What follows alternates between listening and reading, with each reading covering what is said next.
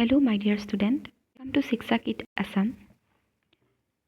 আজি মই তোমালোকলৈ লৈ আহিছোঁ সমাজ বিজ্ঞানৰ ভূগোল পাঠটোৰ প্ৰথম চেপ্টাৰৰ কিছু MCQ আগন্তুক 2025 বৰ্ষৰ HSLC পৰীক্ষাৰ বাবে আশা কৰোঁ তোমালোকৰ কিছু সহায়ক হ'ব। এতিয়া মই আৰম্ভ কৰিছোঁ। প্ৰথম প্ৰশ্নটো চোৱা।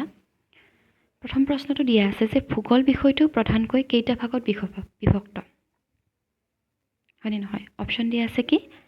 অপশ্যন এ 2টা, অপশ্যন বি 3টা, অপশ্যন চি 4টা, অপশ্যন ডি 5টা। এতিয়া তোমালোকে জানা যে ভূগোল বিষয়টো প্ৰধানকৈ কেইটা ভাগত বিভক্ত? 2টা ভাগত। কি কি? প্ৰাকৃতিক ভূগোল আৰু মানৱ ভূগোল। গতিকে ইয়াৰে শুদ্ধ উত্তৰটো কি হ'ব? Option A. এতিয়া আহিছোঁ 2 নম্বৰ প্ৰশ্নলৈ। 2 নম্বৰ প্ৰশ্নটো কি দিয়া আছে? অৰ্থনৈতিক ভূগোলৰ অধ্যয়নৰ মূল লক্ষ্য কি? প্ৰথম অপশ্যনটো কি দিয়া আছে যে পৃথিৱীৰ ভৌগোলিক বৈশিষ্ট্য অধ্যয়ন, সম্পদৰ উৎপত্তি, বিতৰণ, উপভোগ আৰু বিনিময়ৰ অধ্যয়ন। চি পৃথিৱীৰ মানৱ জনসংখ্যাৰ পৰিসংখ্যা, কৃষি সম্পৰ্কীয় সমস্যাৰ সমাধান। তোমালোকে জানা যে অৰ্থনৈতিক ভূগোলৰ অধ্যয়নৰ মূল লক্ষ্যটো কি আছিলে? সম্পদৰ উৎপাদন, বিতৰণ, উপভোগ আৰু বিনিময়ৰ অধ্যয়ন। এতিয়া প্ৰশ্ন 3টোত চোৱা। কি দিয়া আছে যে তলৰ কোনটো অৰ্থনৈতিক ভূগোলৰ উপাদান নহয়? ইয়াতেও 4টা তোমাক অপশ্যন দিয়া আছে যে কৃষি ভূগোল, পৰিবহণ ভূগোল, ভূমিকম্প বিজ্ঞান আৰু শিল্প ভূগোল। এইটো তোমালোকে পাৰিবা। শুদ্ধ উত্তৰটো কি হ'ব? ভূমিকম্প বিজ্ঞান। ঠিক আছে। এতিয়া 4 নম্বৰ প্ৰশ্নটো চোৱা। আধুনিক অৰ্থনৈতিক ভূগোলৰ পিতৃস্বৰূপ ব্যক্তিজন কোন? জানা তোমালোকে? কি আছিলে? Option B George Chisholm. এইটো মনত ৰাখিবা। কি আছিলে? George Chisholm. অ'কে। এতিয়া আহিছোঁ কুৱেশ্যন নম্বৰ 5। মানুহৰ অৰ্থনৈতিক বৃত্তি বা কাৰ্য কিমান প্ৰকাৰৰ? অপশ্যন কি দিয়া আছে? 2 প্ৰকাৰৰ, 3 প্ৰকাৰৰ, 4 প্ৰকাৰৰ আৰু 5 প্ৰকাৰৰ। উত্তৰটো কি হ'ব? 4 প্ৰকাৰৰ। ইয়াতে মই লিখি দিছোঁ কি আছিলে? প্ৰাথমিক বৃত্তি, দ্বিতীয়ক বৃত্তি, তৃতীয়ক বৃত্তি আৰু চতুৰ্থক বৃত্তি। কিতাপত পঢ়ি ল'বা যে প্ৰাথমিক বৃত্তি, দ্বিতীয়ক বৃত্তি, তৃতীয়ক বৃত্তি, চতুৰ্থক বৃত্তিৰ কিছুমান উদাহৰণ দিয়া আছে। এতিয়া চোৱা কুৱেশ্যন নম্বৰ 6। তলৰ কোনটো প্ৰাথমিক বৃত্তি হয়? কোনটো হয়? প্ৰথম অপশ্যনটো কি দিয়া আছে? কৃষি কাৰ্য। দ্বিতীয়টো দিয়া আছে শিল্পোৎপাদন প্ৰক্ৰিয়া। চি দিয়া আছে যাতায়াত, পৰিবহণ, বজাৰ কাৰ্য। আৰু অপশ্যন নম্বৰ ডি কি দিয়া আছে? বেংক বা অন্যান্য বিত্তীয় প্ৰতিষ্ঠান কাৰ্য। ইয়াৰে তোমালোকৰ কোনটো শুদ্ধ হ'ব? হয় অপশ্যন এ কৃষি কাৰ্য। এতিয়া চোৱা কুৱেশ্যন নম্বৰ 7। তলৰ কোনটো দ্বিতীয়ক বৃত্তি হয়? কি দিয়া আছে আমাক? অপশ্যন এ শিল্পোৎপাদন প্ৰক্ৰিয়া, অপশ্যন বি যাতায়াত আৰু পৰিবহণ কাৰ্য, অপশ্যন চি প্ৰচাৰ মাধ্যম আৰু অপশ্যন ডি নিৰ্মাণ কাৰ্য। তোমালোকে জানিবা যে যিটো অপশ্যন এ আছে শিল্পোৎপাদন প্ৰক্ৰিয়া, সেইটো কি হয়? দ্বিতীয় বৃত্তি হয়। এতিয়া কুৱেশ্যন নম্বৰ 8টো চোৱা। তলৰ কোনটো তৃতীয়ক বৃত্তি হয়? ইয়াতে কি দিয়া আছে?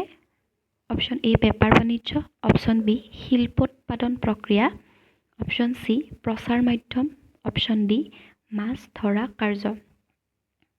তোমালোকে জানা যে বেপাৰ বাণিজ্য, বজাৰ এনেকুৱাবিলাক কি আছিলে? তৃতীয় বৃত্তি আছিলে ন? তো ইয়াৰে শুদ্ধ উত্তৰটো কি হ'ব? অপশ্যন এ বেপাৰ বাণিজ্য। এতিয়া চোৱা তোমালোকৰ কুৱেশ্যন নম্বৰ 9 কি আছে যে তলৰ কোনটো চতুৰ্থক বৃত্তি হয়? ইয়াতেও কিছুমান অপশ্যন দিয়া আছে।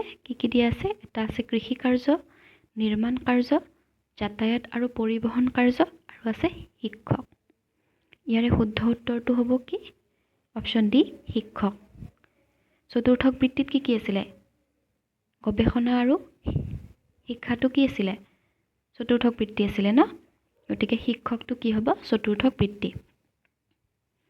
এতিয়া কুৱেশ্যন নম্বৰ 10টো চোৱা যে সৃষ্টি প্ৰক্ৰিয়া অনুসৰি সম্পদক কেইটা ভাগত বিভক্ত কৰা হৈছে? অপশ্যন দিয়া আছে কি কি? 2টা, 3টা, 4টা আৰু 5টা। ঠিক আছে, এইটো তোমালোকে জানা যে সৃষ্টি প্ৰক্ৰিয়া অনুসৰি সম্পদক 3টা ভাগত ভাগ কৰা হৈছে, হয়নে নহয়? আৰু কি কি ভাগ কৰা হৈছে? এটা হ'ল প্ৰাকৃতিক, এটা হ'ল মানৱ সৃষ্ট আৰু এটা হ'ল মানৱ সম্পদ। কুৱেশ্যন নম্বৰ 11টো চোৱা। স্থায়িত্ব অনুসৰি সম্পদক বিভক্ত কৰিব পাৰি। কি কি ভাগত বিভক্ত কৰিব পাৰি? তোমালোকক 4টা অপশ্যন দিয়া আছে। এটা আছে প্ৰাকৃতিক আৰু মানৱ সৃষ্ট সম্পদ, জীৱীয় আৰু অজীৱীয় সম্পদ, নৱীকৰণযোগ্য আৰু অনৱীকৰণযোগ্য সম্পদ, চিৰবিৰাজমান আৰু স্থানিক সম্পদ। এইটো অপশ্যনটো কি হ'ব ইয়াৰে? অপশ্যন চিটো কি হ'ব তোমালোকৰ? শুদ্ধ উত্তৰ হ'ব, নৱীকৰণযোগ্য আৰু অনৱীকৰণযোগ্য সম্পদ। এতিয়া কুৱেশ্যন নম্বৰ 12টো চোৱা। 12টোত 2টা উক্তি দিয়া আছে। প্ৰথম উক্তিটো হৈছে সম্পত্তিৰ যোগান তুলনামূলকভাৱে সীমিত, আৰু 2 নম্বৰটো দিয়া আছে যে সম্পদৰ ব্যৱহাৰৰ দ্বাৰা উপকাৰ আৰু অপকাৰ দুয়োটা হ'ব পাৰে, কিন্তু সম্পত্তিৰ জৰিয়তে মানৱ কল্যাণ সাধন হয়। এইটো তোমালোকে ক'বই পাৰিবা। অপশ্যন কি কি দিয়া আছে চোৱা, যে অপশ্যন এত দিয়া আছে 1 আৰু 2 উভয়ে শুদ্ধ, বি দিয়া আছে 1 আৰু 2 উভয়ে অশুদ্ধ, অপশ্যন চি দিয়া আছে 1 শুদ্ধ আৰু ডি দিয়া আছে 2 শুদ্ধ। ইয়াৰে তোমালোকে কোনটো বুলি ভাবা? হয়, শুদ্ধ উত্তৰ কোনটো হ'ব? 1 নম্বৰটো শুদ্ধ হ'ব, হয়নে নহয়? কাৰণ সম্পত্তিৰ যোগানবিলাক কি হয়? তুলনামূলকভাৱে সীমিত হয়, হয়নে নহয়? হয়। আৰু ইয়াতে যে দিয়া আছে তোমাৰ ছেকেণ্ড উক্তিটোত এটা ভুল কি দিয়া আছে, যে সম্পত্তিৰ জৰিয়তে মানৱ কল্যাণ সাধন হয়। এইটো অশুদ্ধ, কাৰণ সম্পত্তিৰ জৰিয়তে কি আছিলে? মানৱৰ উপকাৰো হ'ব পাৰে আৰু অপকাৰো হ'ব পাৰে। সেইকাৰণে 2 নম্বৰ উক্তিটো কি হৈছে? অশুদ্ধ হৈছে। ঠিক আছে, এতিয়া চোৱা কুৱেশ্যন নম্বৰ কিমান? কুৱেশ্যন নম্বৰ 13টো চোৱা। ভূমি কোনটো সম্পদ শ্ৰেণীৰ ভিতৰত পৰে? কি কি দিয়া আছে আমাক? ব্যক্তিগত সম্পদ, জাতীয় সম্পদ, আঞ্চলিক সম্পদ আৰু আন্তৰ্জাতিক সম্পদ। তোমালোকে জানা যে ভূমি কি হয়? জাতীয় সম্পদ শ্ৰেণীৰ ভিতৰত পৰে।